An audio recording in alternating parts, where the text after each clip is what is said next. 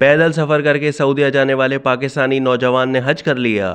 پنجاب کے شہر اوکاڑا سے پیدل سعودی عرب پہنچنے والے پاکستانی نوجوان عثمان ارشد نے حج کی سعادت حاصل کر لی۔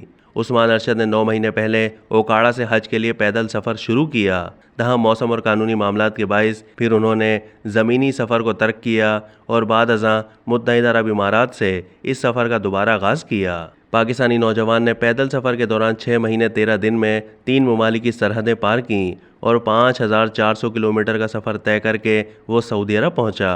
عثمان ارشد نے ماہ رمضان میں عمرے کی سعادت حاصل کرنے کے بعد اپنی دیرینہ خواہش حج کرنے کے لیے سعودی عرب میں ہی رہ گئے تھے، جس کے بعد انہیں سعودی حکومت کی جانب سے حج کی اجازت نہیں ملی تھی۔ نوجوان نے اس سلسلے پر آواز اٹھائی تو پاکستانی حکام نے کردار ادا کیا اور پھر انہیں حج کا اجازت نامہ مل گیا۔ اب عثمان ارشد نے میدان عرفات میں حج کا رکن اعظم ادا کر کے اپنی خواہش پوری ہونے پر اللہ تعالیٰ کا شکر ادا کیا۔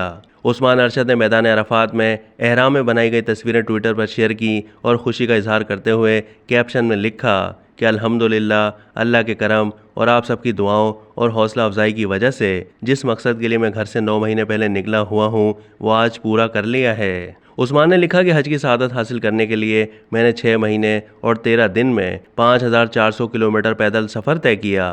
الحمدللہ، آج میں نے حج ادا کر لیا۔ اب تک کے لیے اتنا ہی۔ مزید معلومات کے لیے ڈیلی جنگ کے YouTube چینل کو سبسکرائب کیجیے۔